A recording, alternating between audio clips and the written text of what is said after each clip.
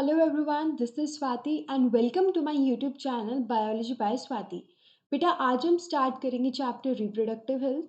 ये जो चैप्टर है इसके आपके एग्जाम्स में बहुत अच्छी वेटेज रहती है। 2 से 3 क्वेश्चंस नीट के अंदर आपके आ सकते हैं और यहाँ से जो क्वेश्चंस बनते हैं वो बहुत ईजी होते हैं। एज सच इसमें कोई डिफिकल्ट क्वेश्चन नहीं होता, बस आपको कॉन्सेप्ट जो है वो क्लियर होना चाहिए। तो आपके क्वेश्चंस जो होंगे वो ईजिली क्या हो जाएंगे, क्रैक हो जाएंगे। तो बेटा स्टार्ट करते हैं रिप्रोडक्टिव हेल्थ से। सबसे पहले तो आपको रिप्रोडक्टिव हेल्थ के बारे में पता होना चाहिए कि रिप्रोडक्टिव हेल्थ होती क्या है। तो अगर हम बात करते हैं WHO की, वर्ल्ड हेल्थ ऑर्गेनाइजेशन की, तो वर्ल्ड हेल्थ ऑर्गेनाइजेशन हमें कहती है आपकी जो रिप्रोडक्टिव हेल्थ है ये आपकी टोटल वेलबींग होती है एक इंसान की in all aspects of reproduction. इसके अंदर आपका physical, emotional, behavioural and social means को क्या किया जाता है, इंक्लूड किया जाता है। अब अगर बात की जाए इंडिया की, तो इंडिया आपकी फर्स्ट कंट्री थी जिसके अंदर आपका रिप्रोडक्टिव हेल्थ को अटेन करने के लिए क्या किया गया था, एक्शन प्लान्स को स्टार्ट किया गया था। इंडिया के अंदर आपका फैमिली प्लानिंग प्रोग्राम को स्टार्ट किया गया था 1951 में। उसके बाद यहाँ पर कुछ reproductive and child health care programs का स्टार्ट किया गया। RCH, यहाँ से आपके क्वेश्चन आ सकता है आपके पास कि RCH की फुल फॉर्म क्या है। तो याद रखना, RCH is reproductive and child health care programme. अब reproductive and child health care programme का जो मेन इनिशिएटिव था वो था लोगों के अंदर अवेयरनेस फैलाना, जिसके लिए उन्होंने ऑडियो विजुअल का यूज किया। मतलब आपका ऑडियो विजुअल मीडिया का यूज किया, प्रिंट मीडिया का इन्होंने यूज किया। इन्होंने अपना सपोर्ट और फैसिलिटीज प्रोवाइड करी लोगों के लिए, ठीक है। इनका मानना था कि आपकी लाइफ में पेरेंट्स का और टीचर्स का बहुत मेजर रोल होता है, जो हमें क्या कर सकते हैं, रिप्रोडक्टिव हेल्थ के बारे में क्या अवेयर कर सकते हैं। साथ ही साथ इन्होंने आपका स्कूलों के अंदर सेक्स एजुकेशन को एनकरेज किया। उसी के साथ साथ जो एडोलसेंट्स हैं उनके अंदर क्या किया गया, आपका proper education of reproductive health provide किया गया। इसी के साथ साथ हमने रिप्रोडक्टिव ऑर्गन्स के बारे में लोगों के अंदर अवेयरनेस फैलाना स्टार्ट किया। उससे रिलेटेड जितने भी आपके एस्पेक्ट्स रहते हैं, जितने भी आपके मिथ्स हैं, उन सब के बारे में लोगों को बताया गया। एडोलसेंस और उसके अंदर होने वाले चेंजेस के बारे में लोगों को बताया गया। प्रोटेक्टेड सेक्सुअल इंटरकोर्स के बारे में लोगों को बताया गया। और आपकी जितनी भी STDs हैं उनके बारे में नॉलेज दी गई लोगों को। STD आपके पास होती है सेक्सुअली ट्रांसमिटेड डिजीज। अब इनमें इन्होंने क्या-क्या आपका जो है उन कॉन्सेप्ट्स पे मेन ध्यान दिया। तो सबसे पहले तो आपके पास जो होगा कि भई जो फर्टाइल कपल हैं या फिर जितने भी आपके मैरिजेबल एज में पीपल हैं, उनको एजुकेट किया गया। उसको एजुकेट करने का मेन रीज़न ये था क्योंकि जो आपकी रिप्रोडक्टिव पॉपुलेशन होती है, वो मेन कॉज़ है जहाँ से आपका क्या होगा, एक तो पॉपुलेशन का एक्सक्लूजन होगा और साथ ही साथ हेल्थ जो है सबसे ज़्यादा अफेक्ट यहाँ पे होगी। यहाँ पे क्या किया गया, बर्थ कंट्रोल टेक्निक्स के बारे में लोगों को बताया गया। प्रेगनेंसी एंड पोस्टनेटल, प्रेगनेंसी और प्रेगनेंसी के बाद एक माँ को और एक बच्चे को जो केयर दी जानी चाहिए उसके बारे में लोगों को बताया गया। ब्रेस्ट फीडिंग का इम्पोर्टेंस लोगों को बताया गया, क्योंकि बेटा ब्रेस्ट फीडिंग के टाइम पे आपका जो कोलेस्ट्रम प्रोड्यूस होता है वो आपका हाईली न्यूट्रिशियस होने के साथ साथ क्या है, आपको बहुत सारी एंटीबायोटिक्स का इसमें मतलब प्रेजेंस होता है, जिसके कारण आपको क्या मिलती है, बहुत ज़्यादा इम्यूनिटी प्रोवाइड होती है, ठीक है। उसके बाद आपका इन्होंने बताया कि आपको मेल और फीमेल चाइल्ड को क्या देनी चाहिए, इक्वल इम्पोर्टेंस देनी चाहिए। अब इन्होंने आपका कुछ और भी मेन आपके पॉइंट्स थे जिनके ऊपर ध्यान दिया। इन्होंने क्रिएट किया अवेयरनेस एक हेल्दी सोसाइटी के लिए, और उसमें इन्होंने किस चीज़ के बारे में बात की, उन्होंने अपना अवेयरनेस जो है फैलाना स्टार्ट किया आपका पॉपुलेशन एक्सप्लोजन के बारे में। आपके सोसाइटी में जो मेन सोशल लेवल्स हैं जैसे सेक्स अब्यूज और सेक्स रिलेटेड क्राइम, उनके बारे में लोगों को बताना स्टार्ट किया। अब क्या रीजन था जो पॉपुलेशन इतना ज्यादा आपका क्या हो रहा था, बढ़ रहा था, ठीक है। इसमें आपका जो रीजंस आएंगे उससे पहले आपको कुछ डाटा एनसीईआरटी में दिया है। इन्होंने आपको बताया कि वर्ल्ड का जो पॉपुलेशन है वो आपका 1990 में वाज अराउंड 2 बिलियन, जो आपका रीलोकेट हो गया था 6 बिलियन पे इन 2000। इसी के साथ साथ इंडिया का जो पॉपुलेशन था वो आपका 350 मिलियन था ड्यूरिंग द इंडिपेंडेंस, और अब वो आपका लगभग लगभग 1 बिलियन तक पहुंच चुका है। अब अगर हम बात करते हैं कि ये जो पॉपुलेशन एक्सप्लोजन हो रहा है, इसका मेन कॉज क्या है, तो हम यहाँ देखेंगे कि हमारे पास जो है वो आपके डेथ रेट के अंदर बहुत ज्यादा डिक्लाइन आया है। उसी के साथ साथ आपका जो infant mortality rate and maternal mortality rate था वो भी क्या हुआ है, डिक्लाइन हुआ है। और जो आपके नंबर ऑफ पीपल है रिप्रोडक्टिव एज के अंदर, उनमें क्या हुआ है, इंक्रीज हुआ है। अब क्योंकि डेथ रेट हो चुका है कम and people in the reproductive age are more, इसी कारण आपका पॉपुलेशन जो है वो क्या कर रही है, हाईली आपका एक्सप्लोड कर रही है। अब इतना जो आपका पॉपुलेशन एक्सप्लोजन है, उसमें क्या कारण रहे होंगे कि आपके रिप्रोडक्टिव एज के अंदर जितने भी पीपल हैं, उनको क्या है बेटा, इतनी नॉलेज नहीं है, क्योंकि उनके अंदर एजुकेशन ही नहीं है, उनको इस बारे में पता ही नहीं है, उनको तो कॉन्ट्रासेप्शन का कॉन्सेप्ट ही नहीं पता। ठीक है, तो अब इन्होंने इस पॉपुलेशन के ऊपर कंट्रोल करने के लिए क्या स्टार्ट किया, आपके जितने भी पीपल्स हैं जो अनएजुकेटेड हैं, उनको आपका नॉलेज देना स्टार्ट किया। उसी के साथ इन्होंने क्या कर दिया, अपना मैरिजेबल एज को बढ़ा दिया। अब ये जो एक्सप्लोजन हो रहा था वो इसी कारण हो रहा था क्योंकि आपके जो अर्बन पीपल जो है या फिर अनएजुकेटेड पीपल जो हैं वो ज्यादा है अर्बन एरिया में, रूरल एरिया में भी आप बोल सकते हैं, रूरल में भी ज्यादा है। उसी के साथ साथ भी जो गर्ल्स हैं उनको क्या कर दिया जाता है, अर्ली मैरिज के अंदर आपका धकेल दिया जाता है। तो ये बहुत से रीजंस है, तो इन चीजों को क्या करना है, आपको कंट्रोल करना है, और ये आपके बहुत ही ज्यादा फायदेमंद होंगे अगर हम इन चीजों को कंट्रोल कर देते हैं। तो इसीलिए आपका क्या किया गया, मैरिजेबल एज को इंक्रीज किया गया। ठीक है, लोगों के अंदर आपको पॉपुलेशन के रिगार्डिंग जितने भी आप इंसेंटिव्स दे सकते हैं या फिर उनको मतलब कोई लालच दे के उनको समझा सकते हो, मतलब उनको समझाना है आपको जस्ट। ठीक है, गवर्नमेंट ने भी ऐसा किया, उनको लालच दिया, उनको इंसेंटिव्स देना स्टार्ट किया। अब आपको गवर्नमेंट ने स्कीम दी, हम दो हमारे दो। ठीक है, उसी में आपको गवर्नमेंट ने बताया कि आप लोग क्या कीजिए, आप लोग दो ही बच्चों को क्या कीजिए, जन्म दीजिए। तो उसके अकॉर्डिंगली गवर्नमेंट ने आपको कुछ इंसेंटिव्स दिए। उन इंसेंटिव्स के अंदर गवर्नमेंट ने बोला जिसकी फैमिली में 2 से ज्यादा बच्चे होंगे, उनको जो राशन जो गवर्नमेंट क्या करती है, प्रोवाइड करती है, वो कम प्रोवाइड करेगी। मतलब ऐसा नहीं है कि अगर आपकी फैमिली में 10 लोग हैं तो आपको 10 लोगों के अकॉर्डिंगली राशन मिलेगा। तो ये सब कुछ कॉन्सेप्ट्स थे जो अपनी तरफ से जो है वो गवर्नमेंट ने स्टार्ट किए। उसके बाद आपके पास आता है डायग्नोसिस टेस्ट। क्या क्या डायग्नोस्टिक टेस्ट है जो आपके जो है मतलब परफॉर्म किए जा सकते हैं to know the health of a foetus. तो बेटा सबसे पहले तो आपके पास क्या होता है, अल्ट्रासाउंड होता है। अल्ट्रासाउंड की टेक्निक को यूज करके फीटल के अंदर जो है आपका मॉर्फोलॉजिकल डिफेक्ट्स को पता लगाया जा सकता है। उसके बाद हमारे पास एक टेक्निक आती है एमनियोसेंटेसिस। अब बेटा एमनियोसेंटेसिस जो है ये आपकी एक ऐसी टेक्निक है जिसके अंदर हम क्या करते हैं, एक प्रेग्नेंट वीमेन की बॉडी के अंदर से एमनियोटिक फ्लूइड को एक्सट्रैक्ट करते हैं। अब ये जो एमनियोटिक फ्लूइड होता है बेटा, ये एमनियोटिक फ्लूइड आपका कंटेन करता है स्किन सेल्स ऑफ फीटस। अब इन स्किन सेल्स को आपको एक्सट्रैक्ट करना है एमनियोटिक फ्लूइड से, और इनकी की जाती है कैरियोटाइपिंग। इनके अंदर जितनी भी आपके न्यूक्लियस प्रेजेंट है उनको क्या कर दिया जाएगा, आपका अलाइन कर दिया जाएगा, मतलब एक उनका पूरा कैरियोटाइपिंग कर दी जाती है। ठीक है, अब हमारे अंदर आपको पता है 23 पेयर ऑफ क्रोमोसोम होते हैं, जिसमें से 22 पेयर्स जो होंगे बेटा वो कैसे होंगे, ऑटोजोम्स होंगे। बट जो हमारे पास एक पेयर बच गया, वो एक पेयर क्या होगा, सेक्स क्रोमोसोम होगा। और उस सेक्स क्रोमोसोम से क्या पता लगाया जा सकता है कि आपका जो फीटस है वो बेबी बॉय है या बेबी गर्ल। ठीक है, ये जो एमनियोसेंटेसिस की टेक्निक थी, इसका मेन पर्पस था कि आपके पास जितने भी क्रोमोसोमल डिसऑर्डर्स यहाँ पर होंगे या जेनेटिक डिसऑर्डर्स आपके अंदर होंगे, उसको आप पता लगा सकते हो। और बहुत सारी डेडली डिजीज, जैसे आप बोल सकते हो कि आपका down syndrome, haemophilia and all, इन सब डिजीज के बारे में हम क्या कर सकते हैं, पता लगा सकते हैं। क्लेफ्ट पैलेट का इससे पता लगाया जा सकता है या नहीं पता लगाया जा सकता, ये क्वेश्चन आपसे पूछा जाता है।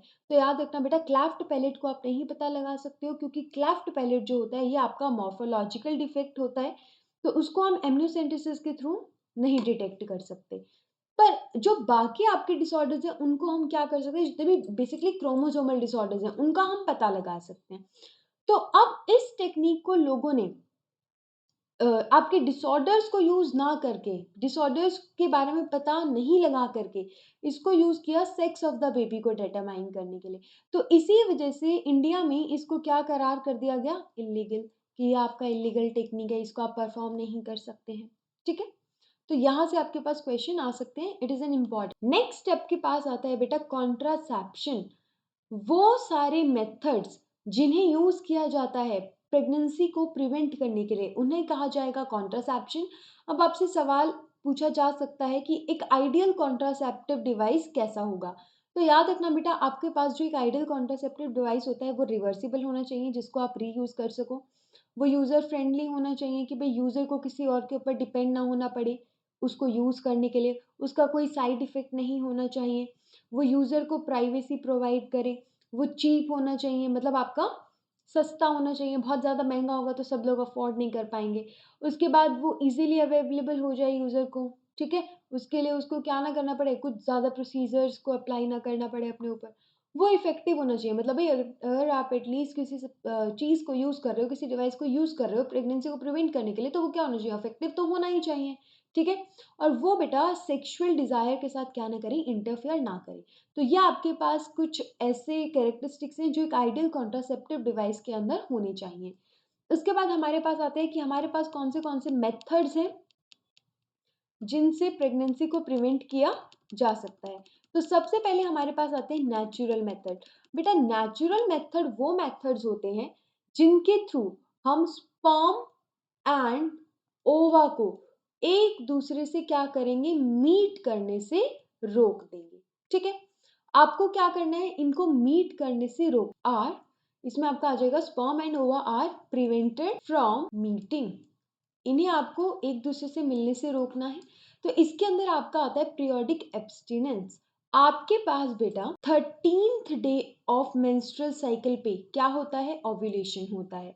तो 13th डे से 3 दिन पहले और 3 दिन बाद का जो टाइम होगा, मतलब आपका 10th टू 17th डे, ये जो पीरियड होता है ये आपका हाईली फर्टाइल पीरियड होता है। तो इस टाइम पे अगर सेक्सुअल इंटरकोर्स को क्या किया जाए, अवॉइड किया जाए, तो इस टेक्निक को कहा जाता है पीरियोडिक एब्सटिनेंस। मतलब जो हाईली फर्टाइल पीरियड है उस ड्यूरिंग एक कपल जो है वो सेक्सुअल इंटरकोर्स को क्या कर रहा है, अवॉइड कर रहा है। ठीक है, उसके बाद नेक्स्ट आपके पास आता है कोइटस इंटरप्टस। कोइटस इंटरप्टस के अंदर क्या होगा बेटा, just before the ejaculation during the sexual intercourse, just before the sexual intimation, या फिर आप बोल सकते हो कि ejaculation से जस्ट पहले मेल पार्टनर क्या करते हैं, अपना पीनिस को रिमूव कर लेते हैं। मतलब मेनली आपको वेजाइना के अंदर क्या नहीं करना, इंसेमिनेट नहीं करना। ठीक है, तो इस मेथड को कहा जाता है कोइटस इंटरप्टस। नेक्स्ट आपके पास आता है लेक्टेशनल एमनोरिया। लेक्टेशनल एमनोरिया वो टेक्निक है बेटा जिसमें आपका लेक्टेशन पीरियड के अंदर क्या किया जाता है, सेक्सुअल इंटरकोर्स को परफॉर्म किया जाता है। बिकॉज लेक्टेशनल टाइम जो होगा उस टाइम पे आपका प्रोलेक्टिन हार्मोन का अमाउंट क्या रहता है, ज्यादा रहता है, जिसके कारण आपका एस्ट्रोजन एंड प्रोजेस्टेरॉन का लेवल क्या रहेगा, कम रहेगा। और मेंस्ट्रुअल साइकिल जो होती है वो इस टाइम पे क्या होती है बेटा, आपकी एब्सेंट होती है। तो अगर मेंस्ट्रुअल साइकिल इस टाइम पे एब्सेंट है तो यहाँ पे आपकी फर्टिलाइजेशन की चांसेस जो है वो क्या होंगे, कम होंगे। ये आपका ऑलमोस्ट या फिर आप बोल सकते हो कि मैक्सिमम 6 मंथ्स तक क्या रहता है आपका, ड्यूरेबल रहेगा जो आपका लेक्टेशनल पीरियड होगा। But it is not fixed, ये आपका वेरी करता है पर्सन टू पर्सन। तो it is not a sure method. तो अगर हम बात करते हैं नेचुरल मेथड्स की, तो ये ना आपकी 100% श्योर मेथड्स जो हैं वो नहीं होंगे। ये आपके 100% श्योर मेथड नहीं है बेटा। इसके अंदर आपको क्या करना होता है, बहुत ज्यादा ध्यान रखना होता है, क्योंकि फेलियर के चांसेस जो हैं वो क्या होंगे आपके। ठीक है, उसके बाद आते हैं बेटा हमारे पास बैरियर मेथड्स। बैरियर मेथड्स वो मेथड्स होते हैं जिसके अंदर हम क्या करेंगे, आपका किसी सब्सटेंस को यूज करके स्पर्म और ओवा को क्या करेंगे, मीट होने से रोकेंगे। मतलब स्पर्म एंड ओवा are prevented from meeting by physical means। इसमें हम फिजिकल मीन्स के थ्रू क्या करते हैं, स्पर्म और ओवा को मीट करने से रोक देते हैं। तो इसके अंदर सबसे पहले तो आ जाते हैं हमारे पास कॉन्डम्स। कॉन्डम्स जो होंगे बेटा, ये आपके मेल क्या करते हैं, यूज करते हैं। ये जो होगा आपका लेटिक्स का आपका बना होगा, ठीक है। ये आपका क्या करता है, याद रखना, कॉन्ट्रासेप्शन के साथ साथ आपका एसटीडीज को भी प्रिवेंट करता है, ठीक है। अब सेकंड आपके पास होगा फीमेल कॉन्डम्स। फीमेल कॉन्डम्स को क्या कहा जाता है, आपका फैमी डॉम्स कहा जाता है, या आप इसे बोल सकते हो फैमी शील्ड। ये आपका फीमेल यूज करती है। फीमेल इसको ऑलवेज पुट करती है वेजाइना के अंदर। तो अगेन ये आपका क्या करेगा, कॉन्ट्रासेप्शन तो करेगा ही, बट कॉन्ट्रासेप्शन के साथ साथ ये आपका एसटीडीज को भी क्या करता है, प्रिवेंट करता है। उसके बाद थर्ड हमारे पास आते हैं cervical cap, valve and diaphragm. ये जो तीनों स्ट्रक्चर्स हैं, ये आपका किसके द्वारा यूज किए जाते हैं, फीमेल्स के द्वारा यूज किए जाते हैं। फीमेल बेटा इसको क्या करती है, सर्विक्स के अंदर पुट करती है। याद रखना ये आपके कैसे होते हैं, रीयूजेबल होते हैं। फीमेल इसको क्या कर सकती है, निकाल के वॉश करके दोबारा से यूज कर सकती है, ठीक है। पर यहाँ पे आपके पास कॉन्ट्रासेप्शन तो होगी, पर याद रखना यहाँ पे एसटीडी जो है वो प्रिवेंट नहीं होती है, ठीक है। उसके बाद आता है बेटा हमारे पास आईयूडीज। आईयूडीज आपके पास होते हैं intra uterine devices. Intra uterine devices वो डिवाइसेस हैं जिन्हें फीमेल क्या करती है, यूट्रस के अंदर इम्प्लांट करती है। सबसे पहले इसके अंदर हमारे पास आता है non medicated IUDs. Non medicated IUDs जो होंगी बेटा, ये आपके पास एग्जाम्पल है इसमें लिपीज लूप। इसके अंदर आपका एक क्या होता है, सब्सटेंस होता है, उसको आपका BSO4 सॉल्यूशन के अंदर क्या कर दिया जाता है, इम्प्रिग्नेट कर दिया जाता है। अब ये जो BSO4 सॉल्यूशन है, ये क्या होते हैं, स्पर्मिसाइडियल होते हैं। तो अब ये जो आपकी क्या है लिपीज लूप है, ये कुछ BSO4 या ZnSO4 को क्या करेगी, बेरियम सल्फेट या जिंक सल्फेट को रिलीज करेगी, जो आपका स्पर्मिसाइडियल होने के कारण क्या कर देंगे, स्पर्म को किल कर देंगे। यूट्रस के अंदर ही स्पर्म को किल कर दिया जाएगा, जिससे वो आपका एम्पुला तक पहुंच ही ना पाए। उसके बाद सेकंड आपके पास आते हैं मेडिकेटेड, इसको आप बोल सकते हैं हार्मोनल। ये आपके एस्ट्रोजन और प्रोजेस्टेरॉन या केवल प्रोजेस्टेरॉन का कॉम्बिनेशन होता है। ये इम्प्लांट कर दिए जाएंगे यूट्रस में। तो ये क्या करते हैं बेटा, ये आपका हार्मोन को रिलीज करते हैं। अब क्योंकि प्रोजेस्टेरॉन का लेवल यहाँ पे होगा ज्यादा, तो इसके कारण ना ही तो ओव्यूलेशन, ठीक है, ना ही यहाँ पे क्या हो पाएगा, आपका इम्प्लांटेशन हो पाएगा, और ना ही और साथ ही साथ यहाँ पे क्या हो जाएगा, जो आपका सर्विकल म्यूकस है वो क्या हो जाता है, थिक। उसके बाद थर्ड हमारे पास आते हैं कॉपर रिलीजिंग। एग्जाम्पल इसका प्रोजेस्टेट रहेगा। कॉपर रिलीजिंग में अगर हम बात करें तो copper T, copper 7, multi load 375, ये क्या करते हैं बेटा, कॉपर को रिलीज करते हैं। और कॉपर आपका क्या करेगा, डिक्रीज कर देगा मोटिलिटी ऑफ स्पर्म, और स्पर्म को ये क्या करता है बेटा, आपका किल करता है, ठीक है। उसी के बाद आते हैं हमारे पास OCPs. OCPs are oral contraceptive pills. इसके अंदर आप क्या कर सकते हो बेटा, कंबाइंड पिल्स को ले सकते हो। कंबाइंड पिल्स के अंदर आपके पास क्या होता है, ये मान लो तुम्हारा दवाई का पत्ता बना दिया हमने, ठीक है, ये है तुम्हारा दवाई का पत्ता। इसके अंदर हमने 28 दवाइयां बना दी हैं। ये जो दवाइयां होंगी, ये या तो तुम्हारे एस्ट्रोजन और प्रोजेस्टेरॉन का कॉम्बिनेशन होंगी, या प्रोजेस्टेरॉन का कॉम्बिनेशन हो सकती हैं। इन्हें तुम्हें 21 दिन तक क्या करना है, खाना है। 21 दिन तक जब ये दवाइयां ली जाएंगी, तो एस्ट्रोजन और प्रोजेस्टेरॉन का लेवल बहुत ज्यादा होगा, जिसके कारण अगेन ना ही ओव्यूलेशन होगा, ना ही इम्प्लांटेशन होगा, और सर्विकल म्यूकस क्या हो जाएगा, थिक हो जाएगा। अब जैसे ही तुमने 22वें दिन ये टैबलेट्स लेनी बंद करिए। ये टैबलेट्स होती हैं अलग, ये होती हैं आपकी किसकी, आयरन की टैबलेट्स। तो इस टाइम पे मेंस्ट्रुअल ब्लीडिंग स्टार्ट हो जाएगी और जैसे ही तुमने अगेन ये कोर्स पूरा करके अगेन नेक्स्ट साइकिल स्टार्ट की, तो वहां से अगेन क्या होगा, मेंस्ट्रुअल ब्लीडिंग स्टॉप हो जाएगी। ठीक है। उसके बाद सेकंड हमारे पास आती है सहेली। यहाँ से आपसे बहुत बार क्वेश्चन पूछा जा सकता है। याद रखना बेटा, ये आपका बहुत ही फेमस है क्योंकि इसको central drug research institute CDRI Lucknow के अंदर क्या किया गया था, डेवलप किया गया था। हमारे इंडिया में ही ये डेवलप हुई है। अब इसकी खास बात क्या है बेटा, ये नॉन हार्मोनल पिल्स हैं। नॉन हार्मोनल पिल्स है तो क्या होगा, इसका कोई साइड इफेक्ट नहीं होगा। अब ये अगर नॉन हार्मोनल है, ये कोई हार्मोन को क्या नहीं करती, आपका सिक्रीट नहीं करती, तो इसके अंदर आपका होगा क्या, इसके अंदर आपके जो एस्ट्रोजन रिसेप्टर्स होंगे, वो एस्ट्रोजन रिसेप्टर्स क्या हो जाते हैं बेटा, आपके ब्लॉक हो जाते हैं। एस्ट्रोजन रिसेप्टर ब्लॉक होने की वजह से क्या होगा, आपका जो यूट्रस है वो एंडोमेट्रियम को अच्छे से डेवलप नहीं कर पाएगा। इसकी वजह से आपका इम्प्लांटेशन जो है वो क्या हो जाएगा, आपका स्टॉप हो जाएगा। ठीक है। अब यहाँ पे याद रखना, यहाँ पे आपका एक केमिकल जो है इस टेबलेट के अंदर यूज किया गया है, जिसे आप बोलते हैं सेंट क्रोमीन। ये जो केमिकल है ये आपके इस टैबलेट के अंदर क्या किया जाता है, यूज। उसके बाद नेक्स्ट आपके पास आते हैं बेटा इम्प्लांट्स।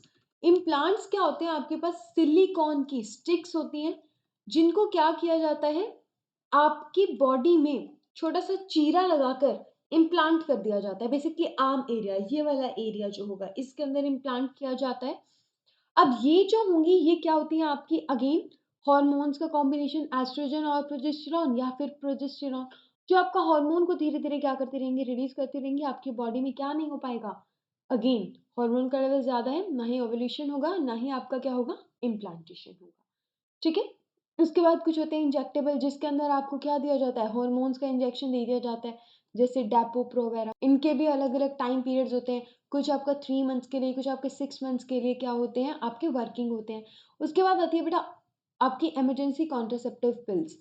अगर आप क्या कर लेते हैं, अनप्रोटेक्टेड सेक्सुअल इंटरकोर्स को परफॉर्म कर लेते हैं, and if you want to have the contraception, इस केस में आपको क्या करना होगा, इमरजेंसी कॉन्ट्रासेप्टिव पिल्स को लेना पड़ेगा। इसके अंदर आपका अनवांटेड 72 आ जाती है, विद इन 72 आवर्स आपको इनटेक करना होता है, या इसमें आपके पास आई पिल आ जाती हैं। ये टैबलेट्स को as a emergency contraception use किया जाता है। और इसी के साथ साथ अगर आप क्या करते हो, इंट्रा यूट्राइन डिवाइस को क्या करा देते हो, इम्प्लांट कर लेते हो with in 72 hours of unprotected sexual intercourse, तो ये भी आपका क्या माना जाता है, एक तरीके का कॉन्ट्रासेप्शन माना जाता है। ठीक है। उसके बाद आते हैं बेटा स्टेरिलाइजेशन मेथड। स्टेरिलाइजेशन मेथड्स जो होंगे आपके पास, ये क्या होंगे, आपके सर्जिकल मेथड्स होते हैं। इसके अंदर आपका ट्यूबेक्टॉमी इंक्लूड होगा एंड वेसिक्टॉमी। ट्यूबेक्टॉमी जो होगा ये आपका किसके अंदर, फीमेल के अंदर परफॉर्म किया जाएगा। इसके अंदर फेलोपियन ट्यूब को बेटा क्या करते हैं, बीच में से काट देते हैं और दोनों एंड्स को क्या कर देंगे, टाई कर देंगे, जिससे आपका एग जो है वो इस समय पे रीच ही ना कर पाए। वेसेक्टॉमी के अंदर आपका वेस्ट डिफरेंस को क्या करते हैं, कट कर देते हैं और अलग अलग एंड्स को टाई कर देंगे, जिससे आपका जो स्पर्म है वो क्या ना कर सके, आपका यूरेथ्रा में पास ही ना हो सके। ठीक है। उसके बाद आता है बेटा हमारे पास MTP। MTP is medical termination of pregnancy. याद रखना, मेडिकल टर्मिनेशन ऑफ प्रेगनेंसी जो होगा वो आपका सेफ रहता है बेटा अप टू 3rd मंथ और फर्स्ट ट्राइमेस्टर। ये आपका इस टाइम तक क्या रहेगा, सेफ रहेगा। उसके बाद आते हैं बेटा STIs। STIs आपके पास होते हैं sexually transmitted infection. Sexually transmitted infection को क्या बोला जाता है, रिप्रोडक्टिव ट्रैक्ट इन्फेक्शन, या फिर इसे विनरल डिजीज के नाम से जाना जाता है। ये वो आपकी डिजीज हैं जो सेक्सुअल इंटरकोर्स के थ्रू क्या होती हैं, ट्रांसमिट होती हैं। इनका एजेंट आपका बैक्टीरिया हो सकता है, फंजाई हो सकता है, सॉरी फंजाई नहीं यहाँ पे होगा, वायरस होगा बेटा, बैक्टीरिया हो सकता है, आपका वायरस होगा और प्रोटो जोआ, ये आपके कॉजेटिव एजेंट हो सकते हैं। इसमें आपको कुछ डिजीज दे रखे हैं। सबके पहले आपके पास है क्लैमाइडियसिस, सिफिलिस, गोनोरिया। क्लैमाइडियसिस आपकी कॉज होती है chlamydia trachomatis, syphilis is caused by treponema pallidum, gonorrhoea is caused by neisseria gonorrhoeae. ये तीनों डिजीज जो हैं आपके पास, ये आपकी बैक्टीरियल डिजीज रहेंगी। AIDS is caused by HIV, human immunodeficiency virus. Genital herpes or herpes is caused by human simplex virus. Genital wart is caused by human papilloma virus. ये तीनों आपकी वायरल डिजीज रहेंगी। उसके बाद हमारे पास आती है ट्राइकोमोनियासिस, या फिर आप बोल सकते हो इसको ट्राइकोमोनियासिस। ठीक है, ये आपकी कॉज होती है किससे? ट्राइकोमोना वेजिनलिस से। और याद रखना बेटा, ये आपकी कैसी डिजीज है? Protozoan disease. ये आपकी प्रोटोजोवन डिजीज है। उसके बाद आता है बेटा टॉपिक हमारे पास इनफर्टिलिटी। अगर कोई कपल क्या कर रहा है, आपका 2 years से ज्यादा सेक्सुअल अनप्रोटेक्टेड सेक्सुअल इंटरकोर्स को परफॉर्म कर रहा है and still they are not able to reproduce, then इस कंडीशन को क्या कहा जाएगा बेटा? इनफर्टिलिटी कहा जाएगा। ठीक है, इनफर्टिलिटी को अगर आपको क्या करना है, क्योर करना है, तो आपको आर्ट्स का यूज करना होगा। आर्ट्स आपके पास होती हैं असिस्टेड रिप्रोडक्टिव टेक्निक्स। आर्ट्स को यूज करके आप क्या कर सकते हो? इनफर्टिलिटी को क्योर कर सकते हो। इनफर्टिलिटी भी आपके पास होती है बेटा 2 टाइप की। एक आपके पास होगी प्राइमरी इनफर्टिलिटी, एक आपके पास होती है सेकेंडरी इनफर्टिलिटी। प्राइमरी इनफर्टिलिटी का मतलब है कि आज तक कोई कपल अपनी लाइफ में, मतलब उनके जो रिप्रोडक्टिव पार्ट है, फेज है, उसके अंदर क्या नहीं कर पाया? कंसीव नहीं कर पाया। तो वो जो आपकी इनफर्टिलिटी होगी सब बोलोगे प्राइमरी इनफर्टिलिटी। पर अगर आपका कोई कपल एक बच्चा क्या कर चुका है? पैदा कर चुका है and now they are having problem in the second child, तो इस कंडीशन को आपको क्या कहा जाएगा? Secondary infertility. अब इनको यूज करने के लिए हम यूज करेंगे आर्ट्स का। आर्ट्स जो होती है ये आपके 2 तरीके से परफॉर्म की जा सकती हैं। एक आपके पास होगी इन वीवो, मतलब इनसाइड योर बॉडी, और एक हमारे पास होती है इन विट्रो, मतलब outside the body. In vitro की अगर हम बात करते हैं तो इसके अंदर आपकी टेक्निक्स जो आती हैं वो आती है बेटा सबसे पहले तो इंट्रा यूट्राइन इंसेमिनेशन, या इसके अंदर आती है आर्टिफिशियल इंसेमिनेशन। आर्टिफिशियल इंसेमिनेशन वो टेक्निक है बेटा जिसके अंदर मेल का अगर स्पर्म काउंट लो हो तो क्या किया जाता है? मेल के स्पर्म को कलेक्ट करके आप फीमेल की बॉडी में उसको आर्टिफिशियली क्या कर देते हो? इंसेमिनेट कर देते हो। इसे कहा जाएगा आपका आर्टिफिशियल इंसेमिनेशन। स्टिल अगर स्पर्म क्या नहीं कर पा रहा, आपका पहुंच पा रहा किस तक? एम्पुला तक, तो इस कंडीशन में किया जाता है इंट्रा यूट्राइन इंसेमिनेशन। इसमें आप क्या करोगे? सीधा अपनी स्पर्म को पिक करके यूट्रस के अंदर कर दोगे पास, जिससे कि सर्विक्स वाला रास्ता उसको क्या ना करना पड़े, काटना पड़े। ठीक है, उसमें आपका एक और हो सकता है गिफ्ट, जिसे आप बोलोगे गैमीट इंट्राफेलोपियन ट्रांसफर।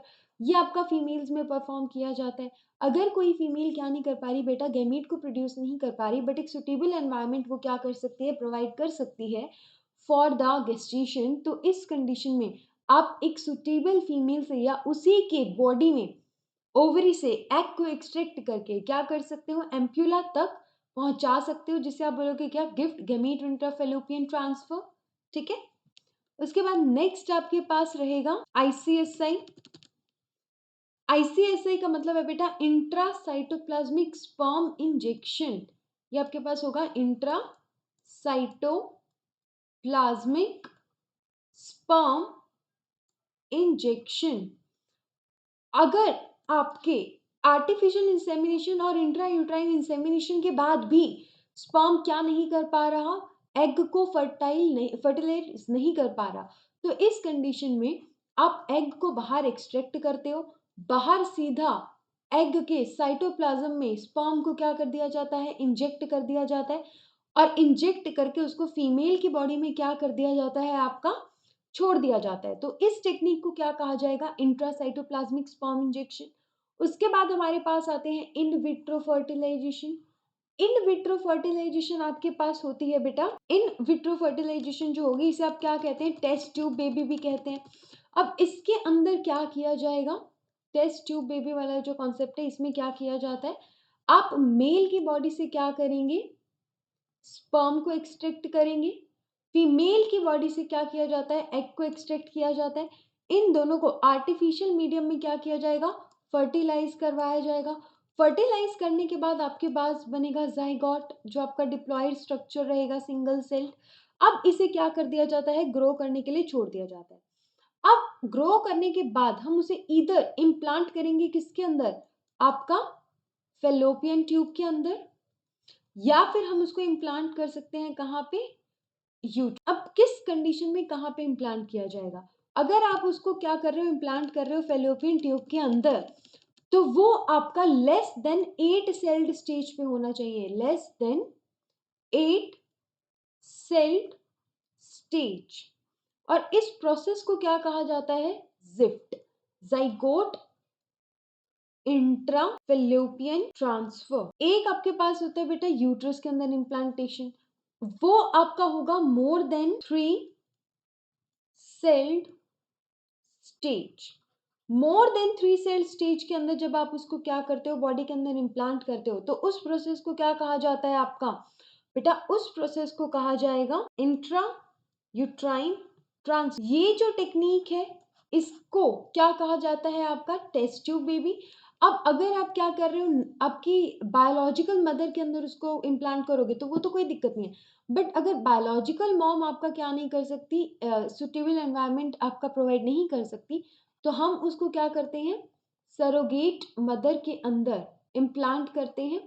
और इस प्रोसेस को क्या कहा जाता है बेटा, इस प्रोसेस को कहा जाता है सेरोगेसी। तो बेटा ये आपका चैप्टर कंप्लीट हो गया। It is a very easy chapter, इसको आप अच्छे से पढ़ लीजिए। इसमें से जो क्वेश्चंस आते हैं वो आपके थोड़े ट्रिकी आते हैं, बट इजी क्वेश्चंस यहाँ से पूछे जाते हैं, ठीक है। So best of